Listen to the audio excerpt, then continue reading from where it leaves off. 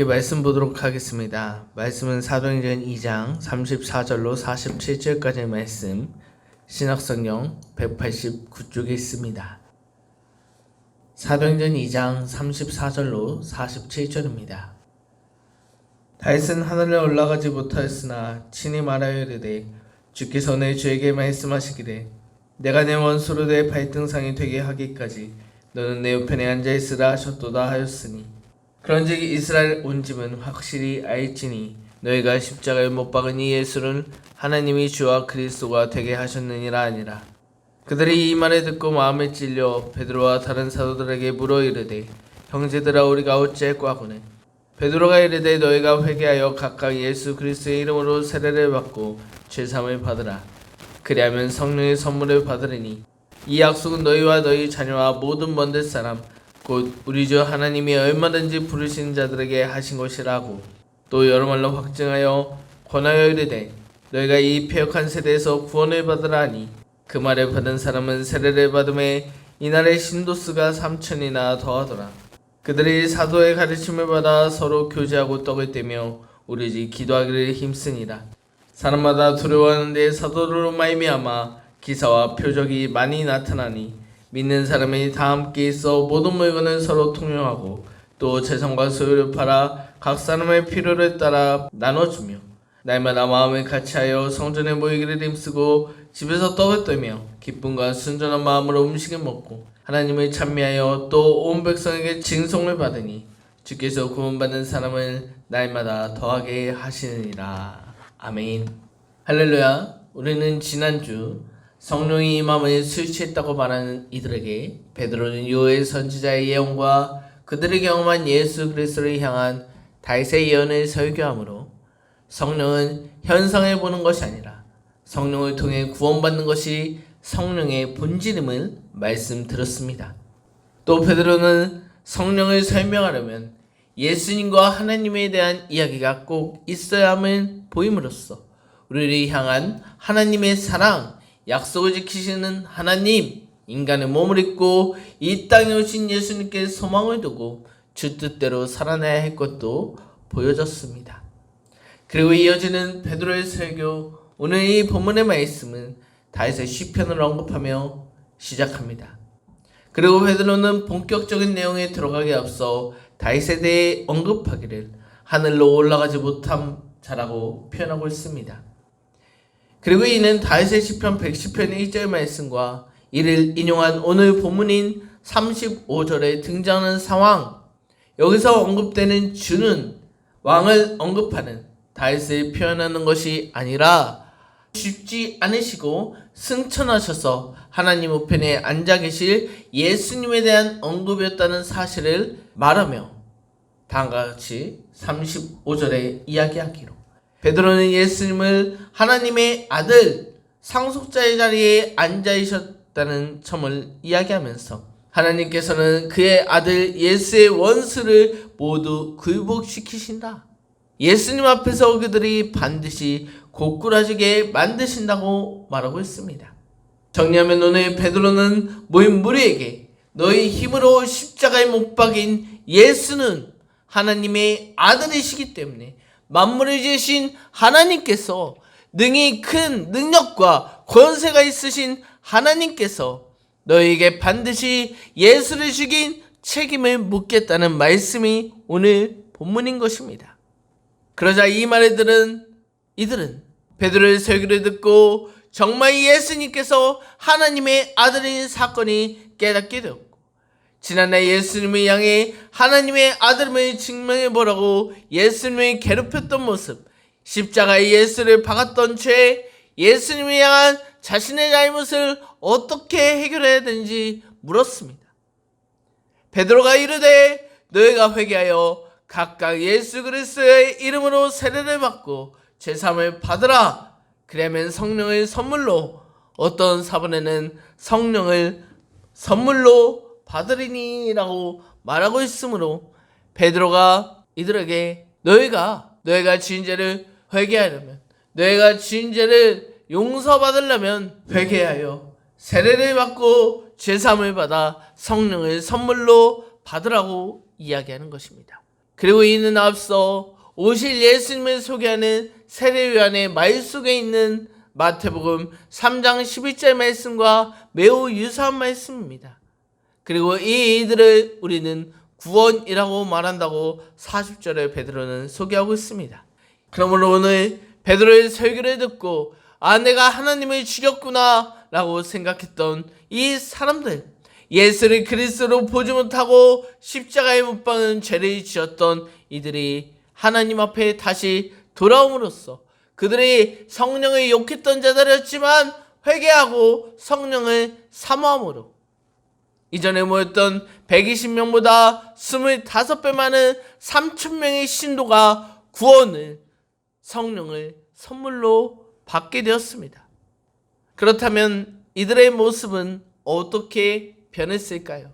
우리가 은혜 받는 사람은 많습니다. 하나님의 말씀을 이해하는 사람은 많습니다.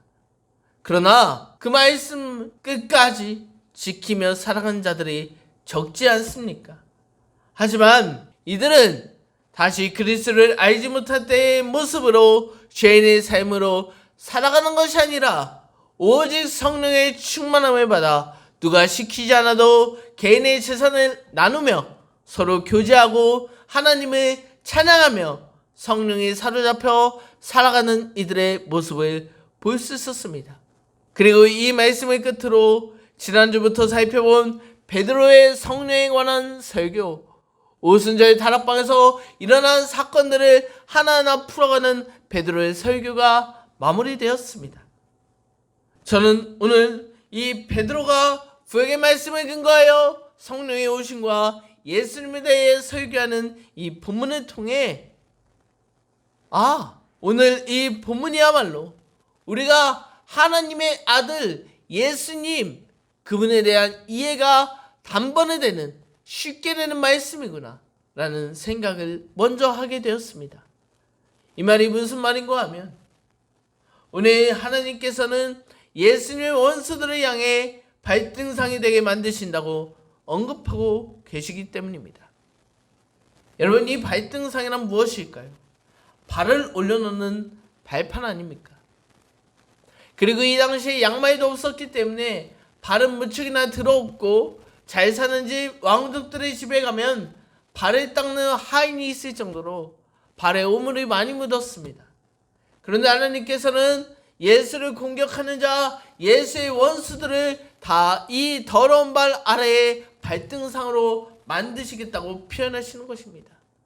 여러분은 우리 자녀가 상대 누구한테 혼나고 오면 잘잘못을 따지기 앞서 우리는 그 혼내는 사람한테 화를 냅니다. 내가 이 아들을 너무나 사랑하기 때문이죠. 하나님께서도 마찬가지라는 것입니다. 이게 바로 하나님의 아들됨입니다. 우리 하나님께서는 전지전능하시고 모든 능력을 갖고 계시기 때문에 자기 아들인 예수를 건드린 자는 가만히 안 있는다는 말씀입니다. 그들이 무너지도록 만드신다는 것입니다. 이 얼마나 아들을 향한 아버지의 사랑, 하나님의 아들 예수 그리스도라는 표현을 잘 담고 있는 말씀입니까? 그런데 여러분, 우리가 잘 생각해 봅시다. 하나님께서는 분명히 이렇게 말씀하셨고 이 말씀은 구약 성경에 등장하는 말씀이기 때문에 진짜 예수님이 오시고 나서 하나님께서는 이 말씀대로 행하셨습니까? 적어도 우리가 지난 1년 동안 살펴본 마태복음의 말씀을 보면 예수님의 원수, 예수님을 거듭했던 이 모든 이들이 등장했지만 하나님께서는 그 아무도 혼내시지 않으셨습니다. 하나님께서는 분명 예수의 원수를 예수를 대신하여 발등상이 되게 만드신다고, 무너뜨리신다고 말씀하셨지만 실상은 하나님께서는 가만히 두셨고 그렇게 예수님께서는 십자가의 형벌까지 다 받게 만들었습니다. 그리고 이 모든 일을 꾸민 종교 지도자들, 그 누구 하나도 무너진 일 발등상으로 만들지 않으셨습니다. 그렇다면 왜 하나님께서는 그토록 사랑하시는 예수님께 벌어진 이들에 대하여 왜 지켜보고만 계셨을까? 하나님 앞에 그 능력이 없는 것인가? 예수님이 정말 하나님의 아들이 아니었던 것인가? 하나님께서는 분명 만물을 다 지으실 수 있는 분이기 때문에 발등상으로 만들 수 있는 능력이 충분하신 하나님이신데 왜 예수님을 괴롭히는 원수, 예수님을 못 박는 원수들을 건들지 않으셨을까요? 저는 이에 대한 대답으로 이후 베드로가 그의 말씀에서 이렇게 표현했습니다.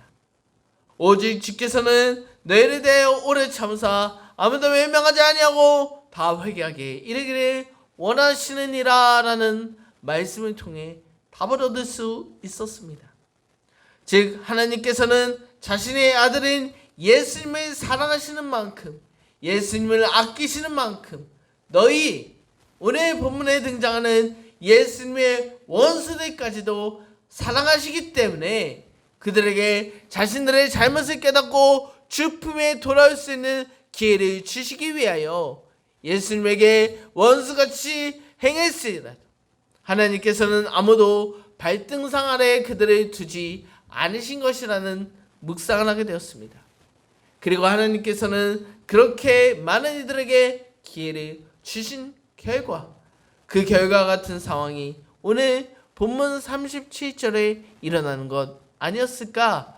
그들이 이 마음에 듣고 마음에 찔려 베드로와 다른 사도들에게 물어이르되 형제들아 우리가 어찌할꼬?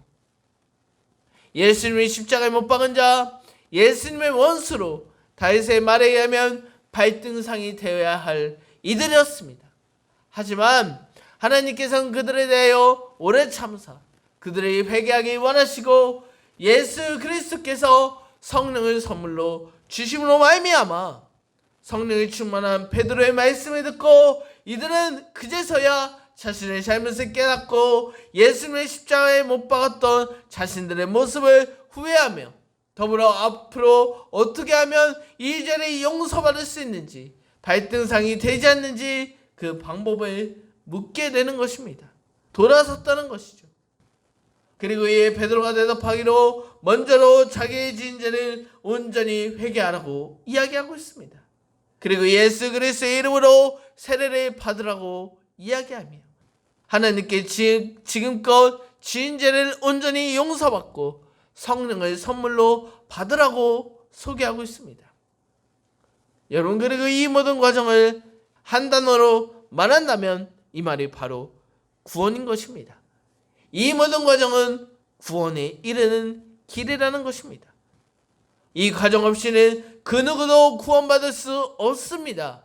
그리고 구원받지 못한다면 우리가 아무리 성경에 대해 많이 알고 있어도 우리는 예수님의 십자가에 못 박은 자, 예수의 원수로서 그의 발등상이 되고만 죄인인 삶입니다.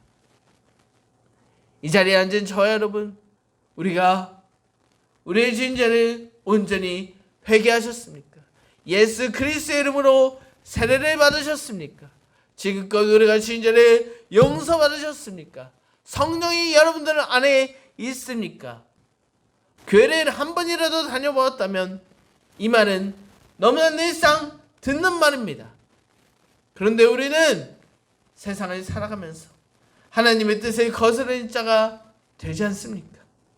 또 죄인에게 회개한다는 사실을 알고 있지만 이 모든 일들을 행하고 있지만 우리 안에 다시금 스물스물 하나님의 말씀을 어기는 죄를 짓고 있지 않습니까?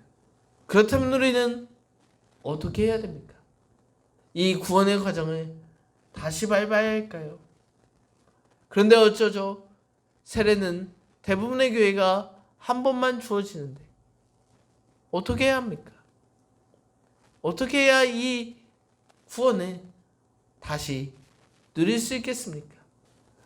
우리는 이미 이 과정을 거쳤기 때문에 이 말씀을 깨달아 알기 때문에 회개하며 그리스도의 이름으로 세례를 받고 지금껏 지은 죄를 용서받았고 성령의 선물로 받아보았기 때문에 구원 받았기 때문에 우리는 이 과정을 다시 치를 필요는 없습니다. 그러나 우리는 세상을 살아가면서 이 4가지 가정 중에 하나라도 잘못 행해진다면 우리는 그 잘못 행해진 행위를 다시금 회복시키기 위한 노력들이 필요합니다. 그렇다면 이 노력이 무엇일까요? 어떤 노력을 해야 하는 것일까요?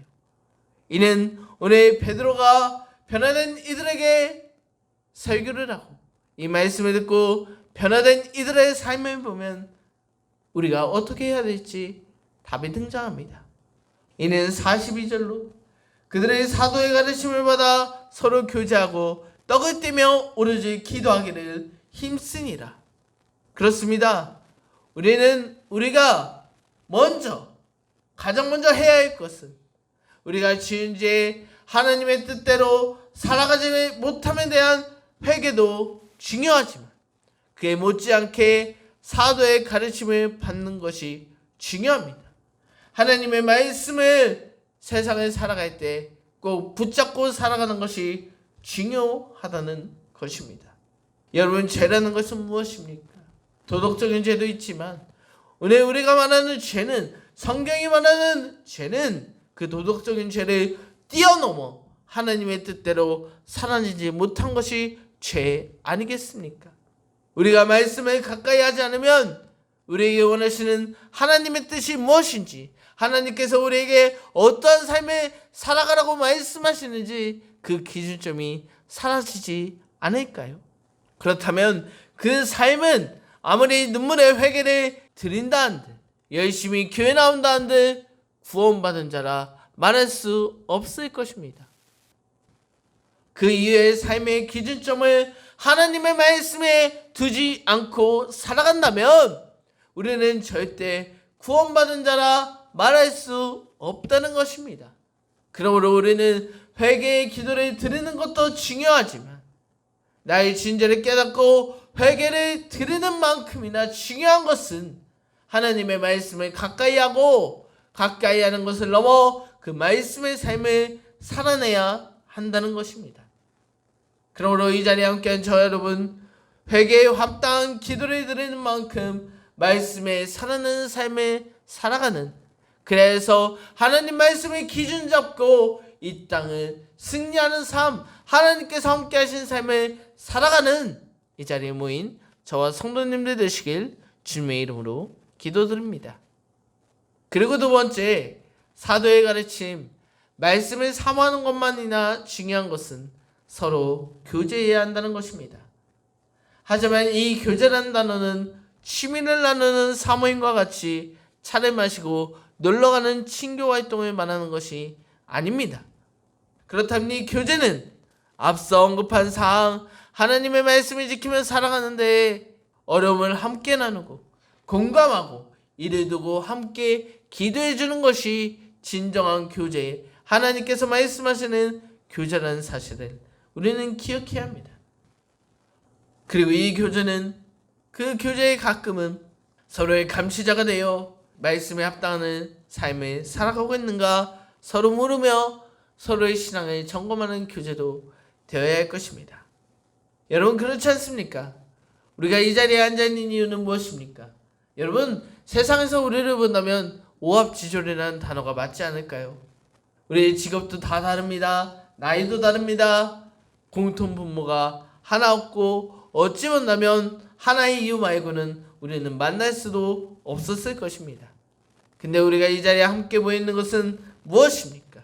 그것은 바로 예수 그리스도를 믿는다는 공통점 아래에 우리가 모여있는 것입니다.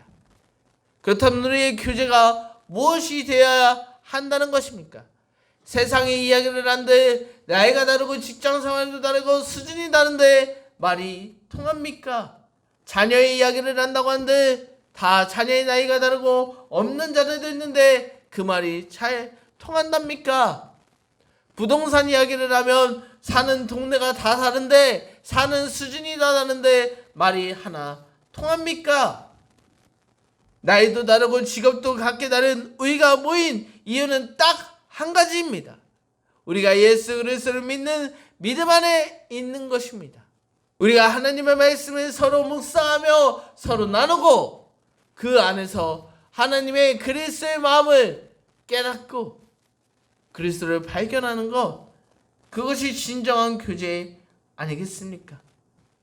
그러므로 우리의 교제, 그 역시 어떻게 하면 세상에서 믿음 생활을 잘할 수 있는지에 대한 고민, 우리의 교제 가운데 누군가 어려운 문제, 힘든 문제가 있다면 그 문제를 놓고 함께 기도해 줄 수 있는 공동체, 말씀의 삶을 같이 살아보자고, 나아가보자고, 서로 손잡고 함께 말씀을 읽는 그 믿음의 공동체, 그런 교제가 우리 안에 있어야 하는 것 아니겠습니까?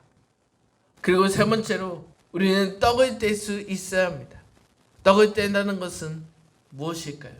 우리는 이 떡을 뗀다는 의미를 경험한 적이 있습니다. 본 적이 있습니다. 언제입니까?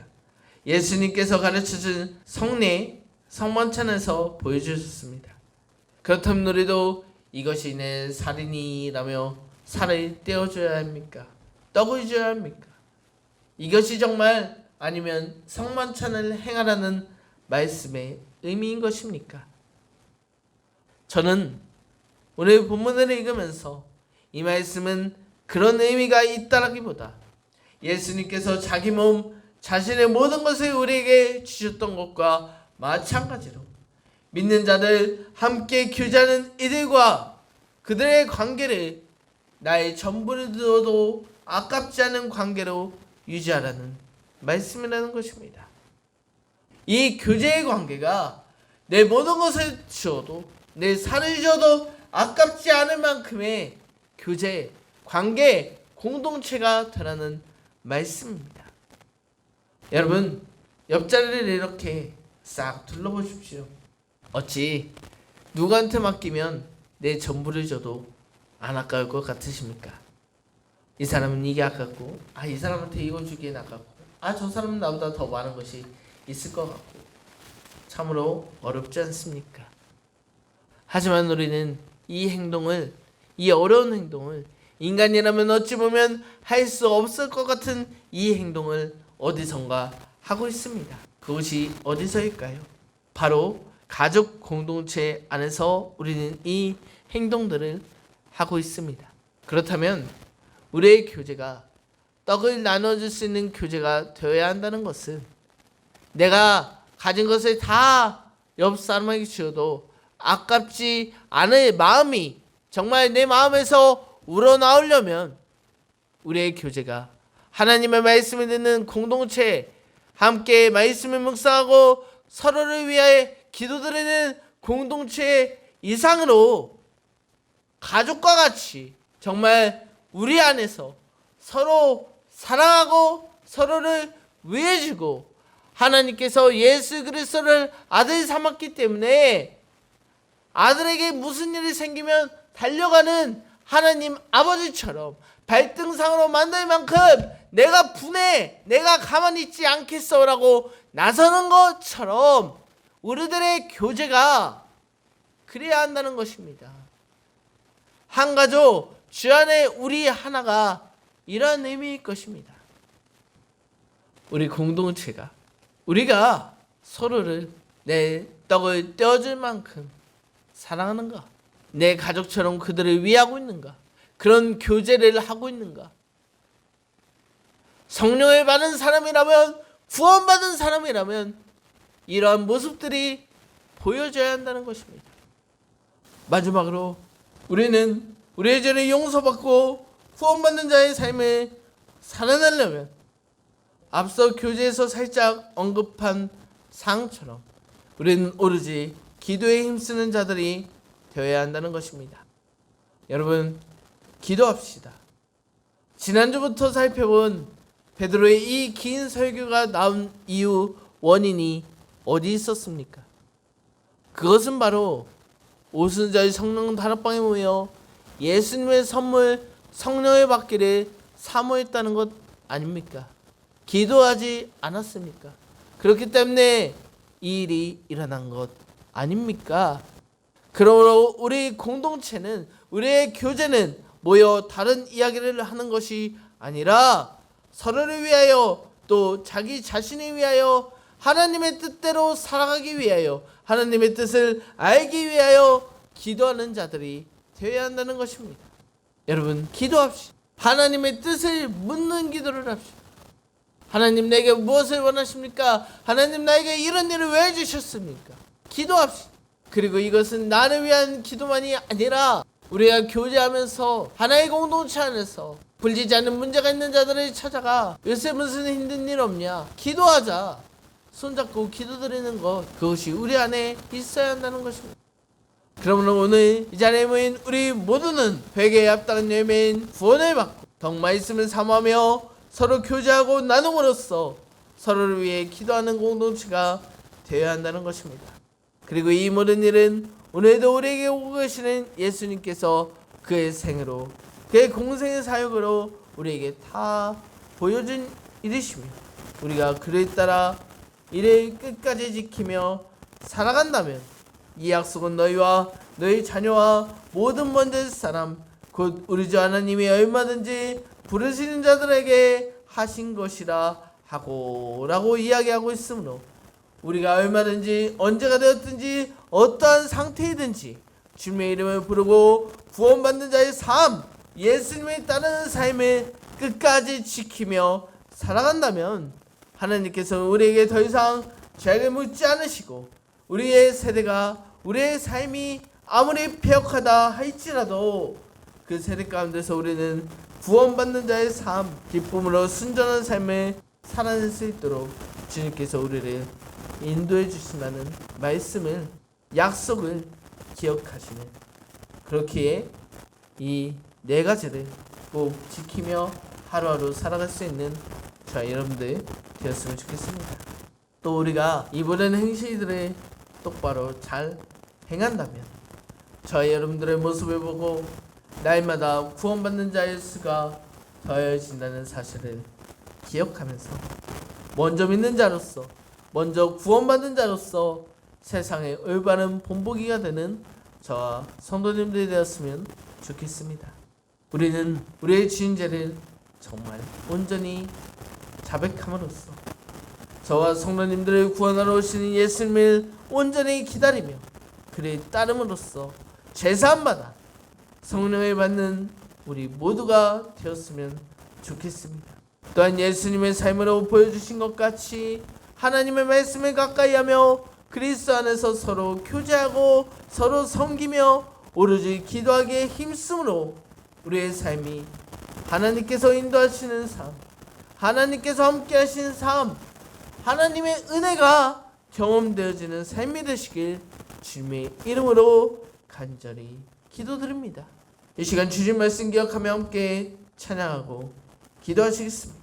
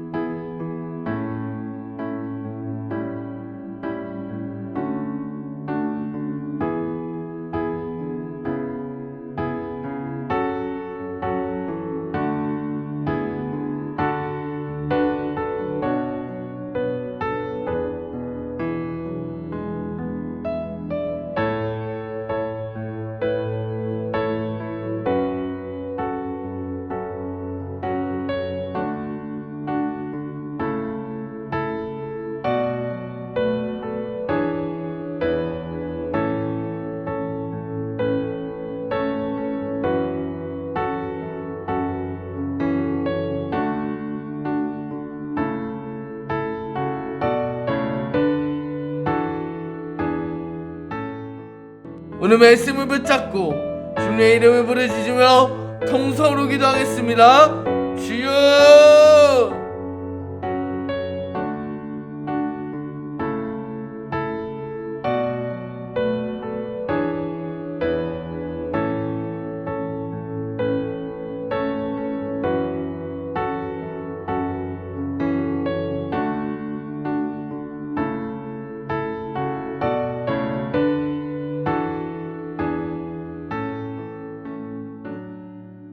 말씀을 생각하며 기도드립니다. 사랑의 하나님, 오늘 베드로의 설교를 통하여 우리에게 구원에 이르는 방법, 구원받는 자가 보여야 할 삶의 태도를 가르쳐 주시니 감사합니다. 우리가 하나님의 말씀을 더욱 사모하겠습니다. 서로 교제하겠습니다. 한 마음으로 주님께 기도드리겠습니다. 우리에게 구원을, 성령을 선물로 허락하여 주시옵소서. 또한 강림절 오는 한 주도 주님을 열심히 기다리며 기도회로 모이겠사오니 주님 우리의 발걸음을 인도하시고 피곤치 않도록 도우시며 주님을 만나는 기쁨을 경험케 하여 주시옵소서. 우리의 삶에 주님의 방법대로 일하심이 보여지게 하여 주시옵소서. 감사드리며 이 모든 말씀 예수님의 이름으로 기도드립니다. 아멘.